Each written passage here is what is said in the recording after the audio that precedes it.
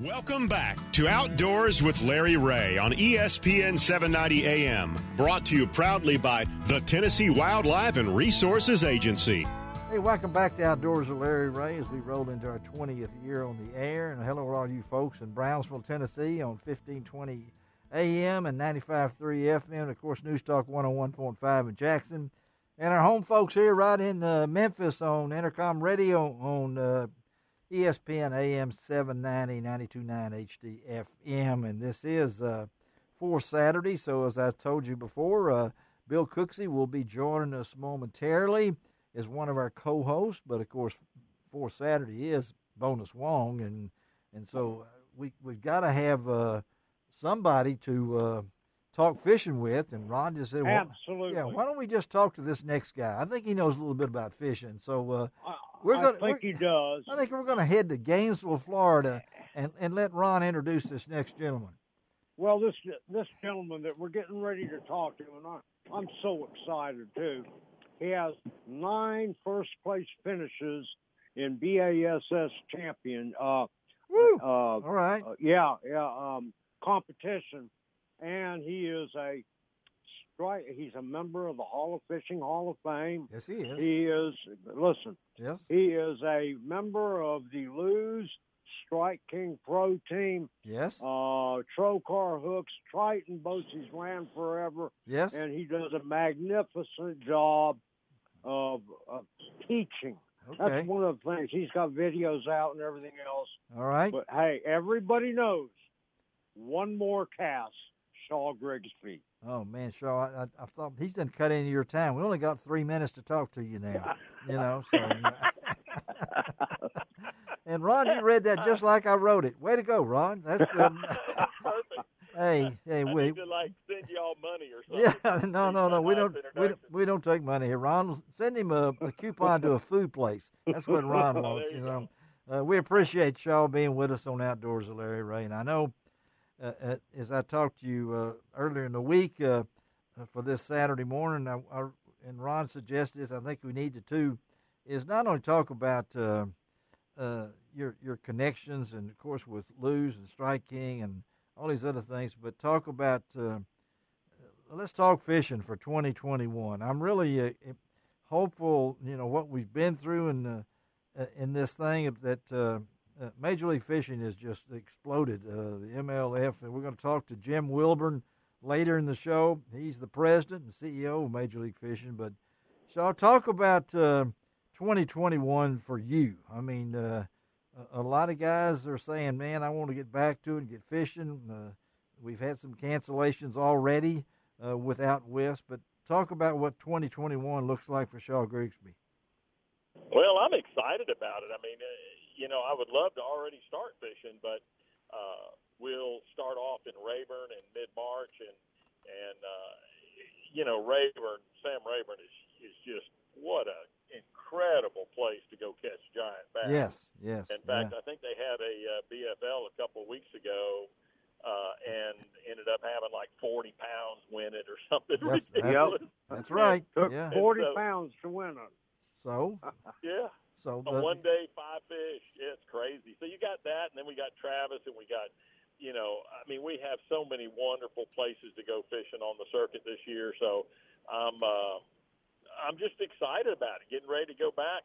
Our weather in Florida has just been stellar, and fish are starting to come in and spawn, and I want to go back fishing, and this COVID stuff really killed us. So hopefully we'll be back to normal this year. And I know the fire, I can tell, is still there, Shaw. I mean, you're absolutely. not a rookie. You're not a rookie anymore. I know you were there, one of the founders of Major League Fishing, and we'll probably ask you a little bit about that too. But the fire's still there, huh? Absolutely. Love every minute of it, and when I get home, I go fishing, and because I love it, I'm passionate about it. It's just one of the greatest experiences you can have is to be outdoors and catch fish, and my grandson loves it. My family likes it, so we just kind of have fun doing it. You hear that, folks? He said his grandson likes it. This is no pup. That's okay? awesome. I mean, that's awesome. That's so awesome. I mean, that's what it's all about. Yeah. I mean, we're exactly. and really during this trying time, fishing, Shaw, as you know, that has really exploded like other outdoor pursuits. It's come along because more people are outside, more people are going fishing now than maybe they've ever done, and that's why this thing looks so good. So, and then the Major League Fishing, man, It's incredible. Yeah, what was your? You're one of the first on board when Boyd, Duckett, and Gary Klein, all those guys started putting this thing together. It's pretty amazing, isn't it? What's happened, and why? Why do you think this explosion with Major League Fishing? It's the format. It's just very, very exciting. Because every fish counts. So it's not like you're sitting there waiting for a guy to maybe upgrade and catch one to tow. And every one of them counts. So the scoreboard keeps moving, and I mean it's like a NASCAR race. Here you go, catch another one, and so that's part of it. And then of course the aspect of catching a fish, weighing him, and then releasing him is so good to the lakes and the environment, and just yes, it's the perfect situation. Then there's all kinds of little things like we can get penalties and such. So it's just the most exciting fishing format you can have, and it's the hardest format you can have. Yeah. And so when you look at that, it translates to people on watching it on television, and they're just going, "This is incredible," and so they follow it. And I think we had 86% of all fishing viewing was done in Major League Fishing last year. Well, we're going to talk. Know what? Major League Fishing, too, to me and to a lot of the viewers, it's a teaching tool.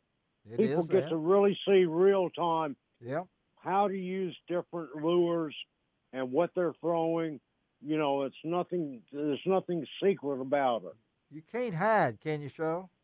No, you got a camera pretty much in every boat, and they're watching everything. So you really can't. If you're catching them, they've got you, and they got every fish recorded. So yeah, it's a great tool, and like I said, it's the most challenging fishing I've ever done in my life. And why do you say that?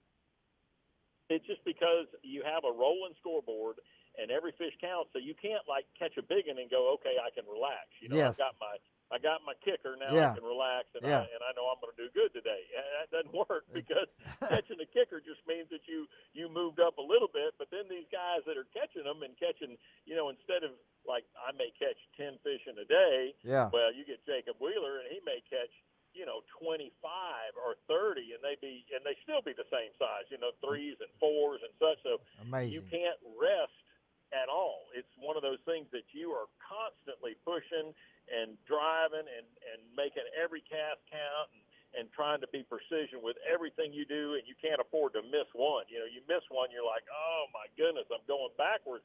Yes. So it's one of those things. So you got all the stress and all the anticipation, and it's just it's the best there is. It's done wonders for anxiety pills.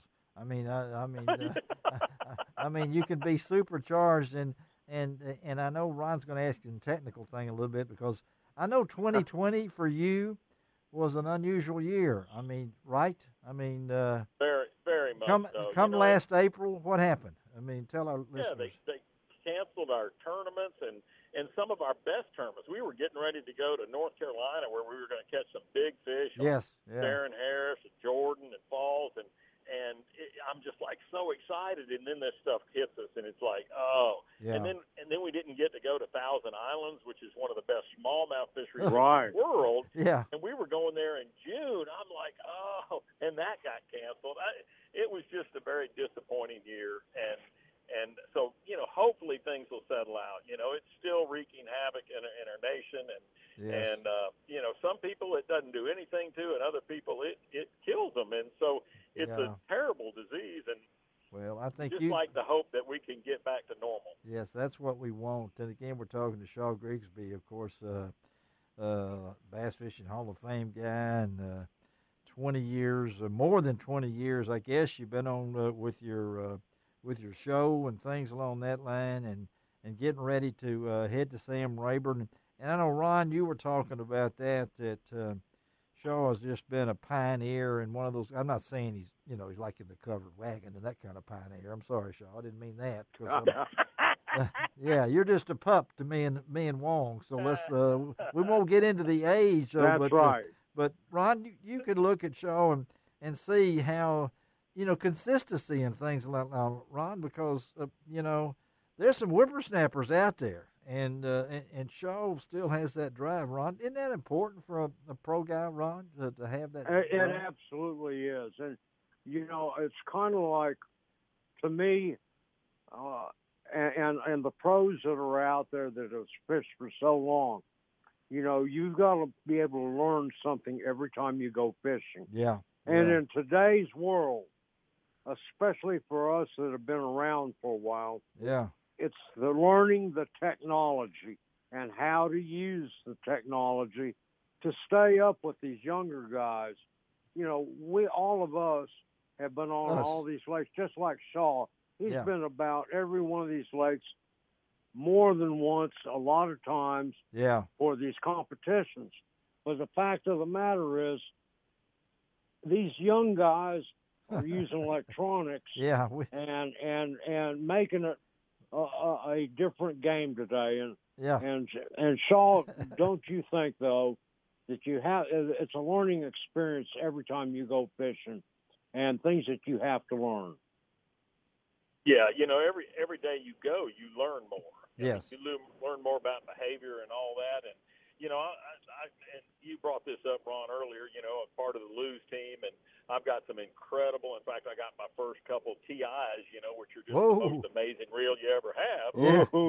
Yeah. Okay. So that pro TI I've got some of the best equipment in the world. And then you match that with the new Lowrance Active Target, now I see the fish out in front of me or to the side of me all over, and you actually watch them swim down to eat your bait or swim up to catch it on the way down. And so you learn every day you're on the water, you learn more about how they behave, how they react.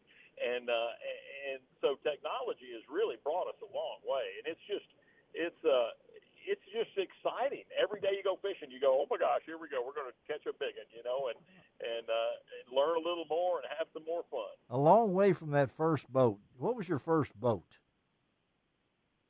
The first boat I fished out of a little John boat, but then I got a little stick steering, box boat. It was called a Terry bass. Most people, I thought in the I had a Terry it was bass going to be a Terry. Yeah. That made in 40 horse. The Terry you have bass a 40 was horse the deal. on it. 40 horse. And even Wong can remember that. It. Now we're really getting old now. Hey, we got to get out of here. We could go forever with Shaw.